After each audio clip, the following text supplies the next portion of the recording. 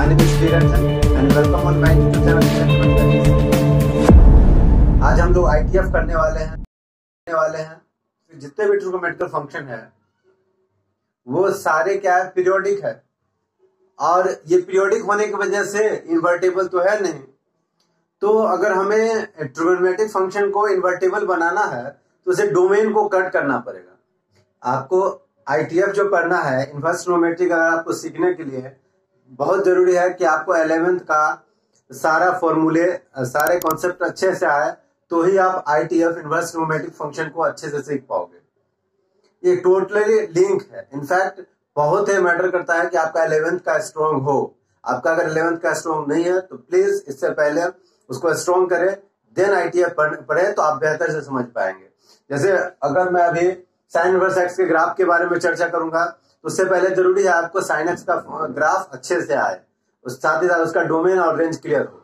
साथ साथ मैं बताते जाऊंगा, कम से कम एटलीस्ट इतना क्लियर कर ले कि आज की क्लास के अकॉर्डिंग, आज इस सेशन के अकॉर्डिंग, कि सारे ट्रिग्नोमेट्रिक फंक्शन के ग्राफ आपके क्लियर होना चाहिए। उसके बाद ही आप इसके इनवर्स ट्रिग्नोमेट्रिक फंक्शन के ग्राफ समझ पाएंगे।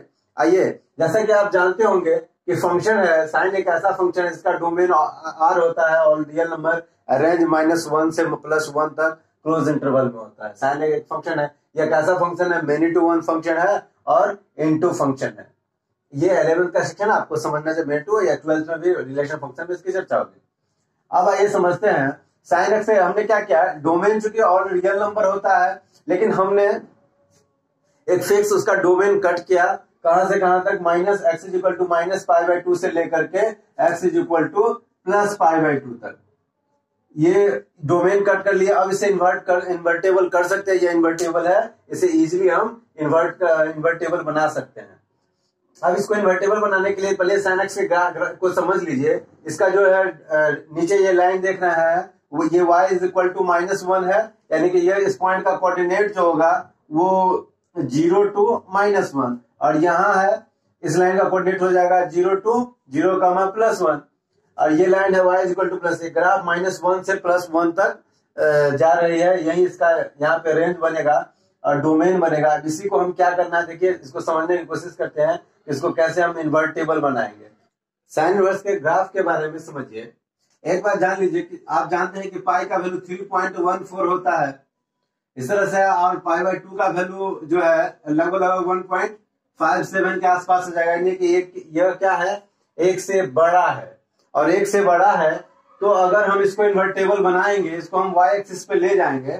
y एक्सिस पे ले जाने के लिए हमें ना इस लाइन का, एक लाइन है y = x के अबाउट, ये एक लाइन ड्रॉ कर रहे हैं। ये लाइन है y = x, ग्राफ ऐसे होता है। इसी के अबाउट जो है सिमेट्रिक होगा ग्राफ, जो है इन्वर्टेबल फंक्शन का ग्राफ, साइन इनवर्स एक्स का ग्राफ y = x के अबाउट क्या होगा, सिमेट्रिक होगा। यानी अगर एक से बड़ा होता है, इसके अबाउट हमको मिरर इमेज निकालेंगे तो इसका यह एक मिरर का काम करेगा, और इसका मिरर इमेज कुछ इस तरह से आएगा, ये बन गया। और नीचे का अगर देखिए तो ये इस तरह से ग्राफ, ये चूंकि ये -1 है, -1 से थोड़ा बड़ा होता है तो ग्राफ थोड़ा सा नीचे कर लेंगे। यहाँ नीचे हो जाएगा y = -π/2, और ऊपर हो जाएगा यहाँ y = +π/2। ये डोमेन और रेंज क्या हो गया, ये चेंज हो गया, इस पे π/2 और इस y = x ग्राफ, और ये y = sin x का ग्राफ जो है ये रफ ग्राफ हो गया, और ये साइन इनवर्स x का। This is the graph of y = sin inverse x। इसका अगर हम अब डोमेन लिखेंगे तो डोमेन -1 से लेकर के +1 तक है। इस ग्राफ का जो डोमेन होगा ये थोड़ा सा कम, -1 तक जाएगा, x = या -1 से लेकर +1 तक। लेकिन जो रेंज है -π/2 से +π, डोमेन जो है -1 से लेकर +1 तक, और रेंज जो होगा साइन इनवर्स x का वो -π/2 से +π/2 तक। यही इसका प्रिंसिपल वैल्यू ब्रांच है विद इन क्लोज इंटरवल। ये आपको ध्यान रखना है, प्रिंसिपल वैल्यू ब्रांच, डोमेन और range. Sine inverse x, cos inverse and tan inverse x, यह डिनोट्स करता है उस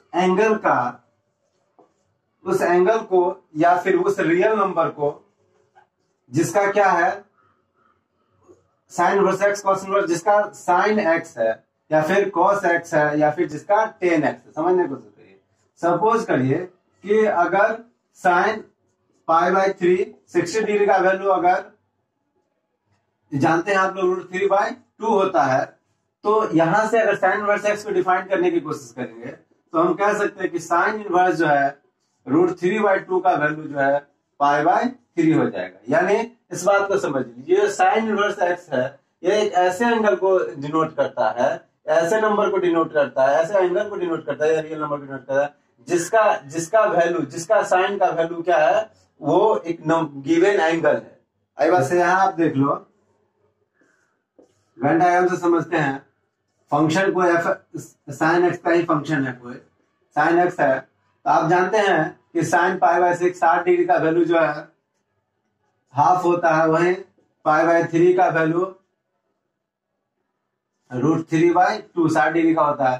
तो अगर हम इस तरह से देखें, यह साइन इनवर्स एक्स है, π/6 का वैल्यू 1/2 होता है साइन में और π/3 का वैल्यू √3/2, तो हम रिवर्स में कह सकते हैं कि साइन इनवर्स 1/2 का वैल्यू π/6 30 डिग्री के बराबर होगा और साथ ही साथ साइन इनवर्स √3/2 का वैल्यू π/3 के बराबर होगा। ये जो दोनों वैल्यू था इन्वर्टेबल में क्या हो गया, साइन इनवर्स 1/2 का वैल्यू π/6 के बराबर और साइन इनवर्स √3/2 की वैल्यू π/3 के बराबर हो गया। यही है इन्वर्टेबल का कॉन्सेप्ट। तो आप जानेंगे जो प्रिंसिपल वैल्यू ब्रांच है, जिसको प्रिंसिपल वैल्यू रेंज कहते हैं, हर ट्रिग्नोमेट्रिकल फंक्शन के लिए, इनवर्स ट्रिग्नोमेट्रिकल फंक्शन के लिए जो डिफाइन किया गया है, और जिसको डोमेन को जैसे आपने देखा कि साइन इनवर्स एक्स का कट करते हैं वैसे ही कट करके रखा गया। पहले एक बार सारा जानते हैं कि क्या प्रिंसिपल वैल्यू ब्रांच रखा, फिर इंडिविजुअल जब हम ग्राफ पढ़ेंगे तो उसमें भी उन चीजों का प्रॉपर्ली हम चर्चा करेंगे, ग्राफ और डोमेन, वहां से आपको क्लियर हो जाएगा। लेकिन एक बार जानना जरूरी है कि क्या डोमेन रेंज कितना कट किया गया है,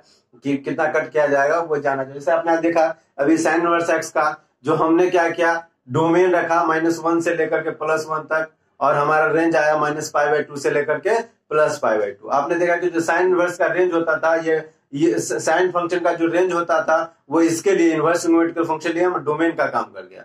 इस तरह से देखते हैं कि ट्रिग्नोमेट्रिकल फंक्शन में क्या डोमेन और क्या रेंज रखा जाता है। जैसे देख लीजिए कि कॉस इनवर्स एक्स का डोमेन भी -1 से +1 तक रखा गया, बट रेंज इसका 0 to π2 वो भी क्लोज इंटरवल में हो जाता है। इसका डोमेन ऑल रियल नंबर और रेंज ओपन इंटरवल -π/2 से लेकर के +π/2, यानी कि 90 डिग्री पे आप जानते थे 10 भी डिफाइन होता है, तो 10 वर्स का वहां पे नहीं बता पाएगा। और रेंज टचने का ओपन इंटरवल में आपको इंटरवल का नॉलेज होगा, यानी -π/2 से +π/2 के बीच का लेना है, ना -π/2 लेना है और ना +π/2 लेना है। ये कोसेक इनवर्स एक्स का जो है डोमेन देखिए -∞ से लेकर के -1 तक, और फिर -1 लेना है, -∞ पे तो ओपन इंटरवल होता ही है, साथ ही साथ फिर 1 से लेकर के ∞ तक, यानी कि आप वही रेंज जो है, इसका रेंज बिल्कुल साइन इनवर्स के फंक्शन की तरह से होता है, -π/2 से लेकर +π/2 एक्सेप्ट, लेकिन यह 0 पे साइन इनवर्स एक्स, यानी कि अगर हम इसे y = लिखे cos इनवर्स एक्स,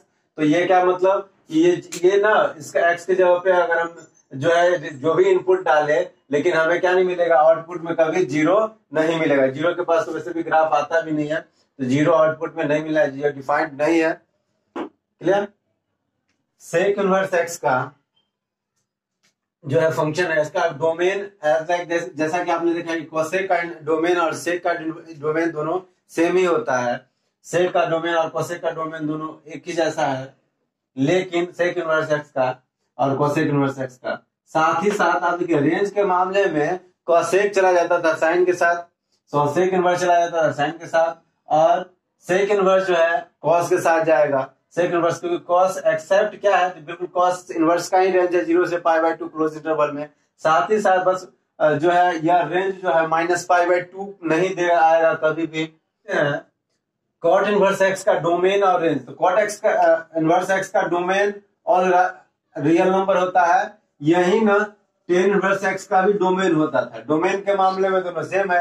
रेंज के मामले में मैं बता दूं कि यह जो है ओपन इंटरवल 0 से π होता था, और आपने देखा कि 10 इनवर्स एक्स का जो रेंज है वो -π/2 से +π/2 वो भी ओपन इंटरवल में था, यानी कि रेंज के मामले में ओपन इंटरवल में साइन के साथ चला गया, और कॉट जो है रेंज के मामले में ओपन इंटरवल में कॉस इनवर्स के साथ चला गया, और ये साइन इनवर्स। आपने साइन इनवर्स के एक्स के ग्राफ में देखा था कि जितने आईटीएफ उसका ग्राफ जो है y इक्वल टू एक्स के अबाउट जो है रिफ्लेक्शन ही हुआ था ग्राफ का, जो ऑर्डिनल फंक्शन का। तो अगर सपोज करिए यह जो y equal to x graph जो कि यही होता है, जो है लाइन है, ये line y equal to x, तो इसका रिफ्लेक्शन एक पॉइंट यहाँ a कॉमा b है, इसके अबाउट रिफ्लेक्शन लिखे तो इस तरफ b कॉमा a हो जाएगा पॉइंट का रिफ्लेक्शन। अगर ये a है तो इसको a डैश लिख देते हैं। इसका रिफ्लेक्शन बिल्कुल इस तरह से होना है। और भी ट्रिग्नोमेट्रिकल फंक्शन, पहले साइन वर्स एक्स के बारे में कुछ पॉइंट जो जान लेते हैं। साइन वर्स एक्स का यही ग्राफ जो मैंने बताया था आपको कि y इक्वल टू ये लाइन देख रहे हैं, x इक्वल टू -1 से +1 तक ये डोमेन है, और रेंज -1 से लेकर -y से लेकर के सॉरी ये y इक्वल टू -π/2 से लेकर के +π/2 तक जाएगा ये रेंज। अब इसके बारे में एक बात जान लीजिए, ये जो है यह अपीरियोडिक है। फर्स्ट पॉइंट बना के लिए। सेकंड क्या है, यह बाउंडेड है फिक्स, इसका रेंज क्या है, ओरिजिन का अबाउट सिमेट्रिक है, दोनों तरफ सेम है, इसको डिवाइड कर सकते हैं, इसीलिए यह क्या है, एक ऑड फंक्शन है। उसके अलावा यह एक इंक्रीजिंग फंक्शन है।